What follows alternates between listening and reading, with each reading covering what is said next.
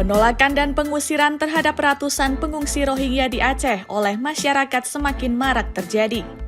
Pada Rabu 27 Desember 2023, puncak penolakan itu terjadi.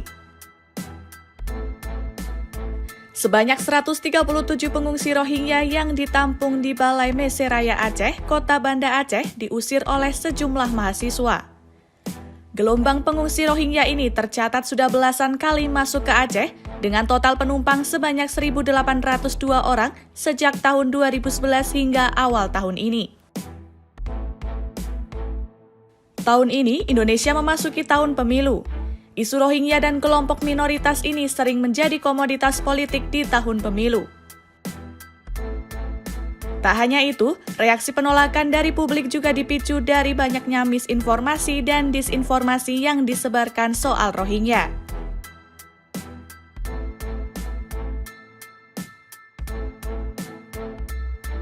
Fenomena penolakan dan pengusiran pengungsi Rohingya ini bermula dari ujaran kebencian di media sosial. Ujaran kebencian itu banyak disulut oleh penyebaran misinformasi dan disinformasi di kalangan masyarakat. Banyak akun-akun di media sosial yang memulai narasi anti-Rohingya. Mereka menyerang berita dan suara orang-orang yang meminta pemerintah untuk menerima Rohingya dengan ujaran rasis dan kata-kata tidak pantas.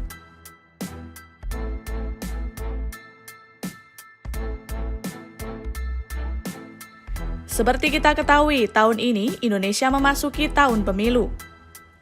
Menurut Direktur Eksekutif Amnesty International Indonesia, Usman Hamid, penolakan Rohingya juga didorong oleh orang-orang yang terafiliasi dengan pasangan Capres dan Cawapres.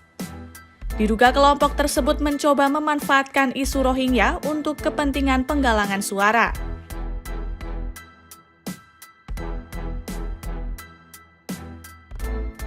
Guna mencegah kebencian yang kian meluas terhadap pengungsi Rohingya, perlunya pemerintah Indonesia untuk menyampaikan posisi yang jelas dan berpihak pada kemanusiaan.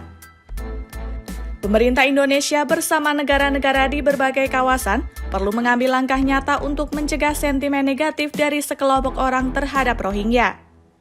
Pemerintah pusat, khususnya Kemenlu, perlu bersikap serius dan proaktif merespon kemanusiaan, serta perlunya meredam konflik dan ikut memastikan fakta di lapangan.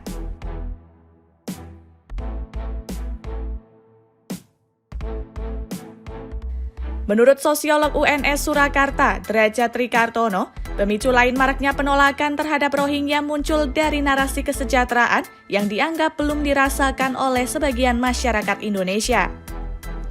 Padahal menurutnya, Indonesia juga memberikan bantuan besar bagi kelompok tertindas lainnya.